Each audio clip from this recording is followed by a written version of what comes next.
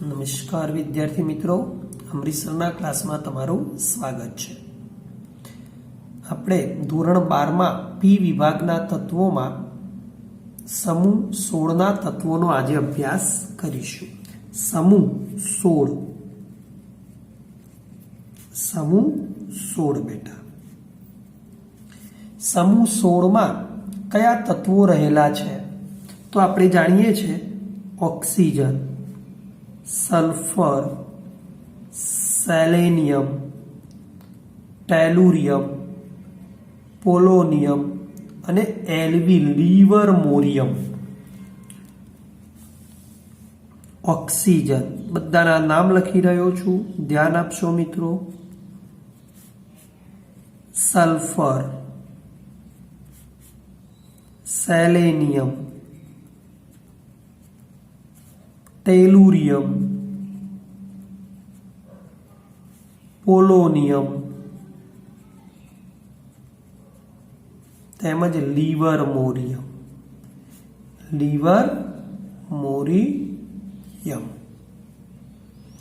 સમૂહ 16ના તત્વોને ખાસ ચાલ્કોજન સમૂહ કહે છે, યાદ રાખીશું આપણે।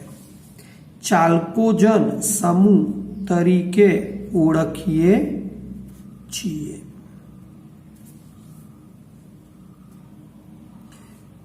દરેકના પ્રાપ્તિ સ્થાન જોવા છે। સમૂહના દરેક તત્વનું પ્રાપ્તિ સ્થાન જોવું છે। એ પહેલા હું જરા તમને પરમાણ્વીય ક્રમાંકની ચર્ચા કરી લઉં મિત્રો। ઓક્સિજનનો આપણે જાણીએ છીએ કે 8 હોય, બીજા એમાં 8 એડ કરીએ તો સલ્ફરનો હોય 16 મિત્રો। 18 એડ કરીએ આપણે તો 16 દુ 32, 33, 34, 34 બને સેલેનિયમ। ફરીથી 18 એડ કરીએ તો 52 બને। 32 એડ કરીએ તો 84 બને। ફરીથી 32 એડ કરીએ 32 બેટા તો 116 બને। ખબર છે ને? તો 18, 32, 32 આ રીતે એડ કરવાના।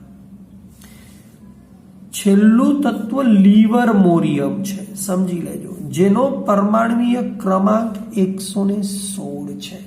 હું લખી દઉં અહીંયા, લિવરમોરિયમની થોડી ચર્ચા કરી લઈએ પહેલા। પરમાણ્વીય ક્રમાંક 116 છે મિત્રો। તેની સામાન્ય ઇલેક્ટ્રોન રચનાની ચર્ચા કરીએ, યાદ રાખીશું। સામાન્ય ઇલેક્ટ્રોન રચના તેની તો Rn, રેડોન। હવે 7p4 16મા સમૂહનું તત્વ છે એ 7s2, 4 ને 2 6, 16મો સમૂહ। 7 છે તો આગળ 6d આવે બેટા, d માં 10 ભરાય અને d ની આગળ f આવે, પણ એમાં એક નંબર ઓછો કરવાનો એટલે 5f 14 બને છે મિત્રો। એનો અર્ધ આયુષ્ય સમય ખૂબ જ ઓછો હોવાથી, સેકન્ડનો નાનો ભાગ,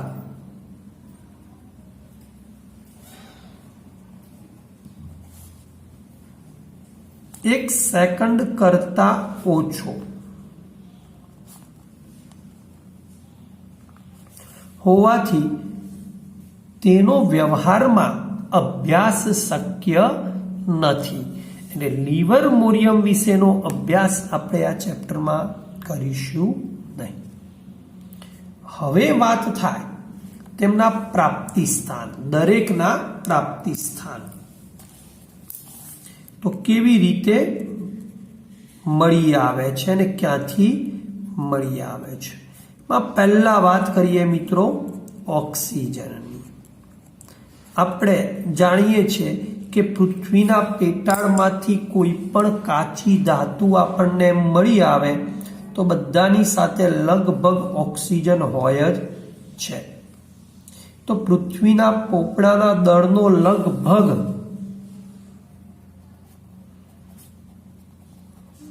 પોપડાના દળનો લગભગ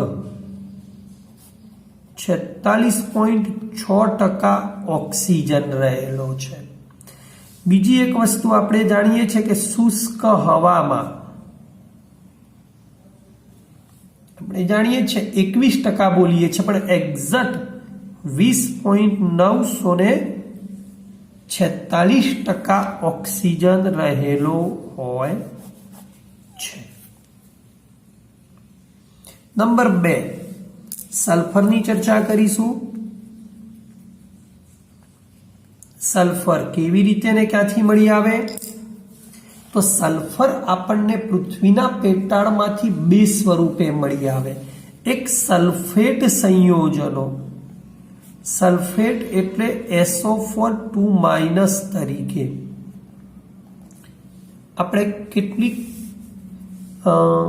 કાચી ધાતુઓ જાણીએ છીએ, ધારો કે કેલ્શિયમ સલ્ફેટ CaSO4 2 H2O, કેલ્શિયમની કાચી ધાતુ છે, જેને આપણે શું કહેતા હતા?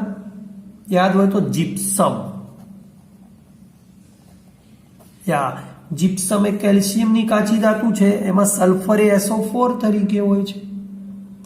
બીજો એવો ને એવો હતો, જો યાદ હોય તો MgSO4 7 H2O, એને પેલો જીપ્સમ અને આને ઇપ્સમ સોલ્ટ કહેવાય. મેગ્નેશિયમની કાચી ધાતુ છે. આ ઉપરાંત જો યાદ હોય તો બેરિયમની કાચી ધાતુ BaSO4 મળતી, જેને આપણે બેરાઇટ ખનિજ કહેતા. બેરાઇટ, એમાં બી સલ્ફર રહેલો છે. નંબર 2, આ તો સલ્ફેટની વાત કરી. સલ્ફાઇડ તરીકે પણ મળી આવે છે આપણને. આ નંબર 1 હતો. આ નંબર બી, સલ્ફાઇડ એટલે એકલો H2- તરીકે, મિત્રો, સલ્ફાઇડ સંયોજનો તરીકે.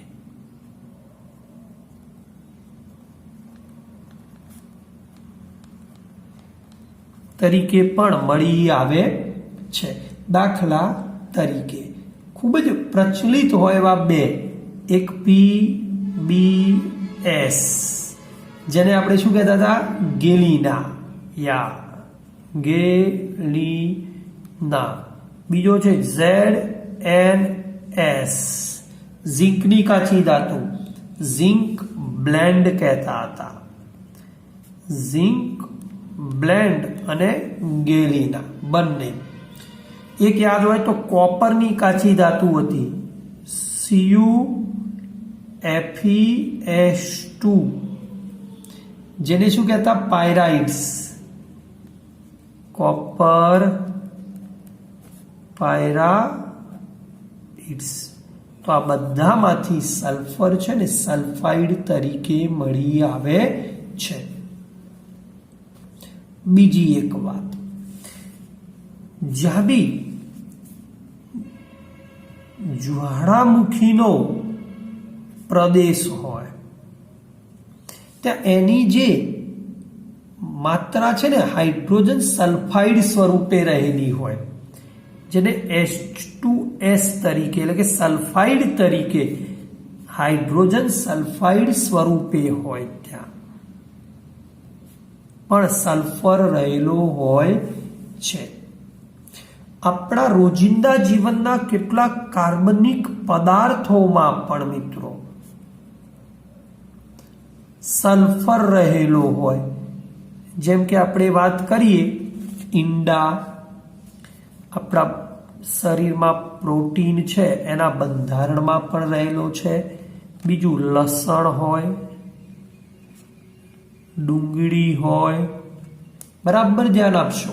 આપણા રેગ્યુલર જીવનમાં આપણે રાઈ ખાઈએ એમાં પણ સલ્ફર છે.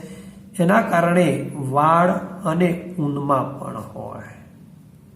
તો સલ્ફર અહીંયા રહેલો હોય છે. બીજી વાત, હવે આ તો સલ્ફરની વાત કરી. સેલેનિયમ અને ટેલુરિયમની વાત કરવી છે. નંબર 3 બેટા, સેલેનિયમની વાત કરીએ, સાથે સાથે ટેલુરિયમની પણ ચર્ચા કરી. સેલેનિયમ અને ટેલુરિયમ બંને તો જ્યારે આપણને સલ્ફાઇડ સંયોજનો મળે છે ને,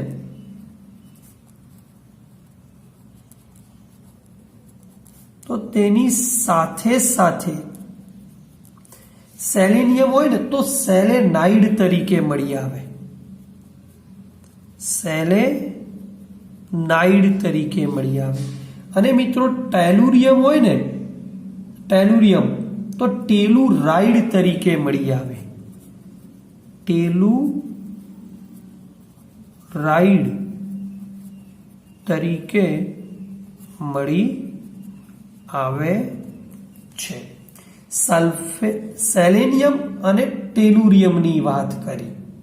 હવે વધી પોલોનિયમની વાત. પોલોનિયમ ક્યાંથી મળી આવે? મિત્રો આ પોલોનિયમ કયો તમને ખબર હોય તો હું જણાવી દઉં. રુથરફોર્ડે આલ્ફા કણોનો મારો ચલાવ્યો તો સોનાના વરખ ઉપર. તો એ આલ્ફા કણો એક રેડિયો સક્રિય સ્થાનમાંથી આવતા હતા, એ હતા પોલોનિયમ. તો એક્ઝેક્ટ પોલોનિયમ ક્યાંથી મેળવી શકાય? તો કુદરતમાં જ્યારે પણ થોરિયમ અને યુરેનિયમ મળતો હોય, સમજી લેજો,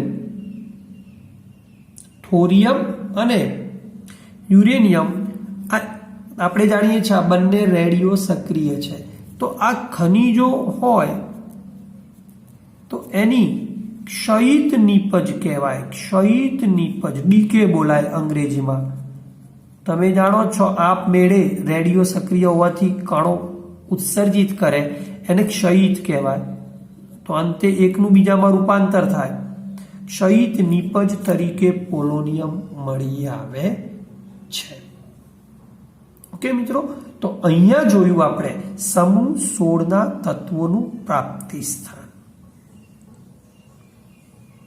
હવે જોવા છે એની કેટલીક પ્રોપર્ટી છે.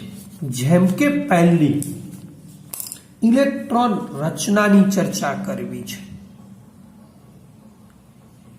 ઇલેક્ટ્રોનીય રચના કેવી, દરેકની ઇલેક્ટ્રોનિક કન્ફિગ્યુરેશન કેવી છે, તો એની ચર્ચા કરીએ. આપણે જાણીએ છીએ મિત્રો કે સમૂહ 16 છે આપણો, તો એના તત્વોની બાહ્યતમ કક્ષા અથવા સંયોજકતા સમજી લેજો. કોષની ઇલેક્ટ્રોન રચના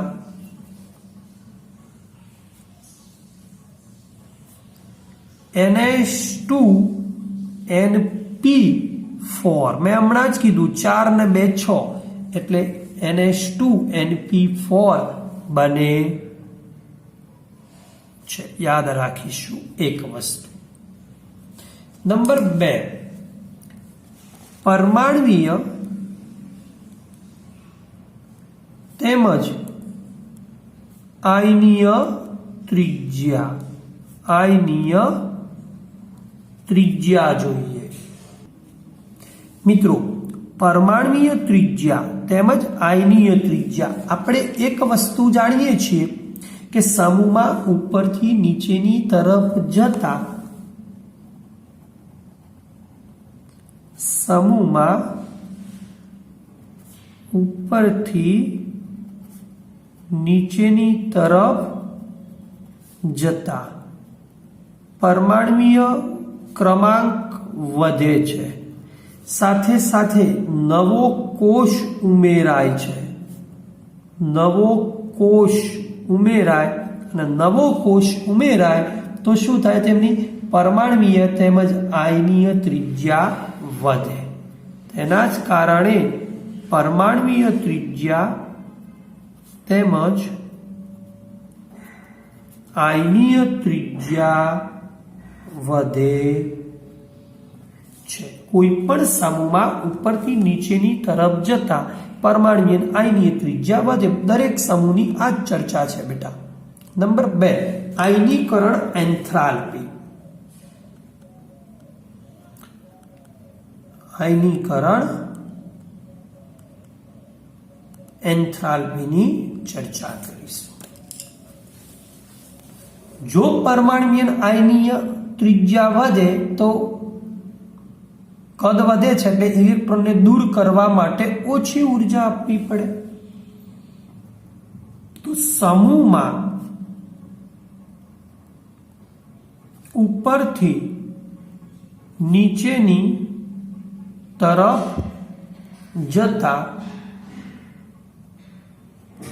આયનીકરણ એન્થાલ્પી ઘટે છે। કારણ કદમાં શું થાય છે? વધારો થાય છે। કારણ કે તેમના કદ શું થાય છે? ઉપરથી નીચેની તરફ જાઓ, કદ વધે એટલે સરળતાથી ઇલેક્ટ્રોનને મુક્ત કરી શકાય। પરંતુ એક બહુ સરસ વાત કરવા જઈ રહ્યો છું મિત્રો। સમૂહ 15 ની સામાન્ય ઇલેક્ટ્રોન રચના NH2NP3 હોય ને p કક્ષક અર્ધપૂર્ણ ભરાયેલી છે। સમજો મિત્રો, અને અર્ધપૂર્ણના કારણે તેની અંદર સ્થાયીતા હોય, સ્ટેબિલિટી હોય। જ્યારે સમૂહ 16 માં NH2NP4 છે, એક p કક્ષકમાં 2 ઇલેક્ટ્રોન રહેલા છે, માટે આની સ્થાયીતા પ્રમાણમાં ઓછી હોય। માટે સમૂહ 15 કરતા સમૂહ 16 ના તત્વોની આયનીકરણ એન્થાલ્પી થોડી ઓછી હોય। યાદ રાખીશું, સમૂહ 15 કરતા સમૂહ 16 ના તત્વોની આયનીકરણ એન્થાલ્પી કેવી હોય? ઓછી હોય। વધુ આયનીકરણ એન્થાલ્પી વિશે સમજવું હોય તો તત્વોનું વર્ગીકરણ અને ગુણધર્મોમાં આયનીકરણ એન્થાલ્પી લખશો અમૃતસર કેમેસ્ટ્રી ગુરુ, એટલે તમને 11માનું ટોપિક મળી રહેશે બેટા। બીજી વાત, હવે ઇલેક્ટ્રોન પ્રાપ્તિ એન્થાલ્પી। ઇલેક્ટ્રોન પ્રાપ્તિ એન્થાલ્પી। ઇલેક્ટ્રોન પ્રાપ્તિ એન્થાલ્પી બહુ જ મહત્વનો ટોપિક છે કે કોઈ જોજો બરાબર, સમૂહમાં ઉપરથી નીચેની તરફ જઈએ, આપણે સમૂહ 16 ની જ વાત કરીએ છીએ।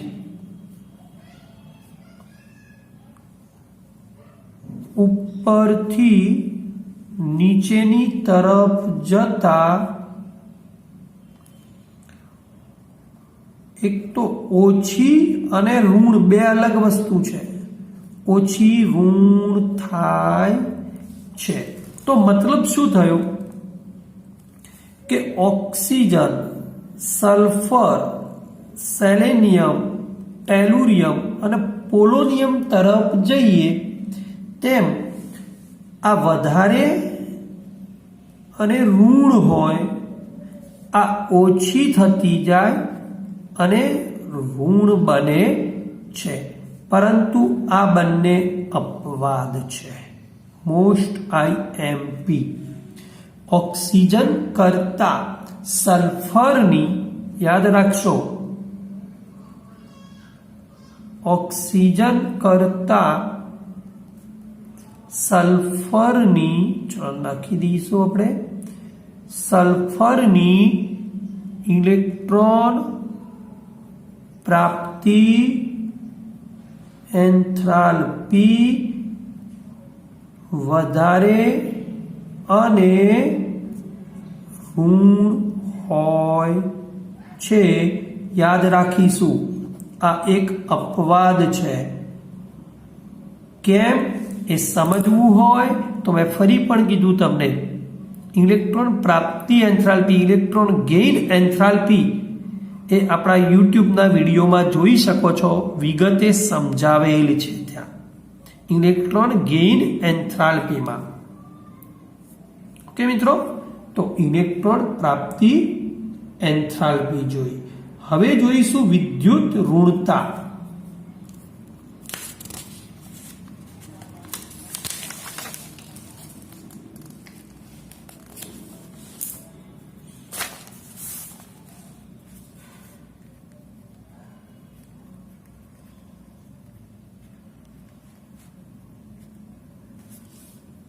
ઇલેક્ટ્રોન નેગેટિવિટી આપણે જાણીએ કોઈ પણ સમૂહમાં ઉપરથી નીચેની તરફ જતા સમૂહમાં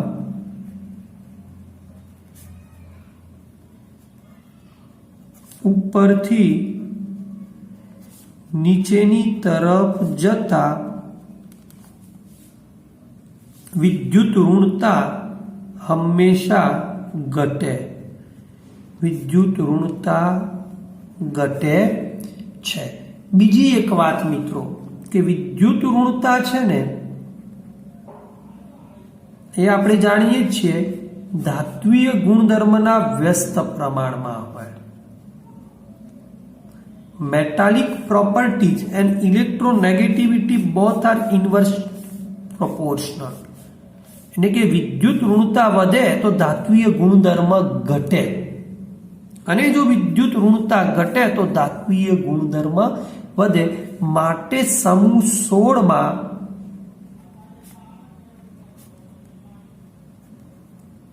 ઉપરથી નીચેની તરફ જતા ધાત્વીય ગુણધર્મ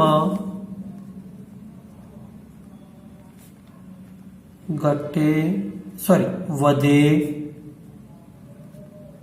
છે.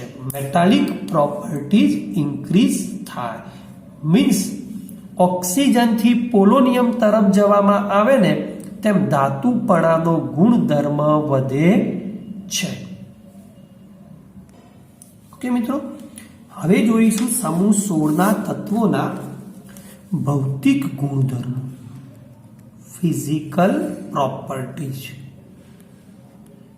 ભૌતિક ગુણધર્મો હમણાં જ આપણે ઉપર જોયું તે પ્રમાણે ઓક્સિજન, સલ્ફર, સેલેનિયમ, ટેલુરિયમ અને પોલોનિયમ આ બંને અધાતુ છે બેટા.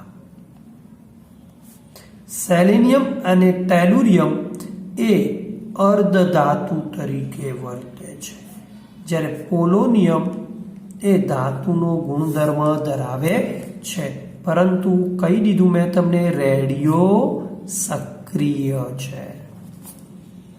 તો ફરીથી સમૂહ 16ના તત્વોમાં ઉપરથી નીચેની તરફ જતા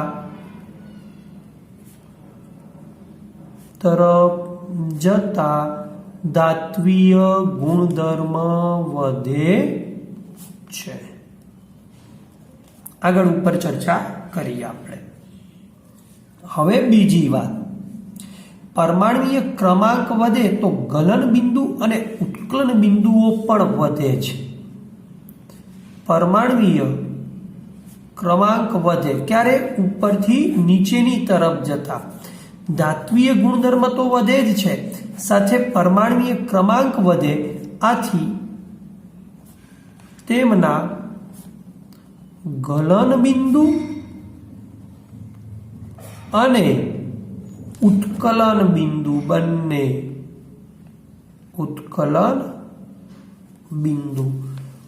પણ વધે છે. પરંતુ બરાબર યાદ રાખીશું આ શબ્દ કે ઓક્સિજન અને સલ્ફરના ગલન બિંદુ અને ઉત્કલન બિંદુ વચ્ચે મોટો તફાવત છે.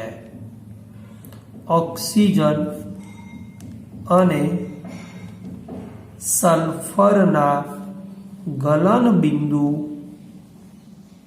તેમજ ઉત્કલન બિંદુ વચ્ચે મોટો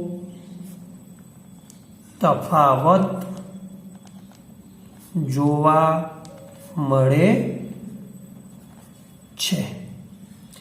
બીજું મિત્રો, ઓક્સિજન છે ને એ આપણને O2 એટલે કે દ્વિપરમાણવીય તરીકે મળી આવે છે. દ્વિપરમાણવીય O2 તરીકે મળી આવે છે. જ્યારે સલ્ફર છે ને એ આપણને બહુપરમાણવીય S8 તરીકે મળી આવે છે. ઓકે મિત્રો, તો આજના ક્લાસમાં આટલે સુધી રાખીએ છીએ. નેક્સ્ટ ક્લાસમાં સંપૂર્ણ વિડીયો આપણો રાસાયણિક ગુણધર્મોનો હશે. કમ્પ્લીટ એની કેમિકલ પ્રોપર્ટીઝ બહુ મહત્વની છે MCQ માટે. તો જોઈશું નેક્સ્ટ ક્લાસમાં. ત્યાં સુધી અમરીશ સરને રજા આપશો. જય શ્રી કૃષ્ણ.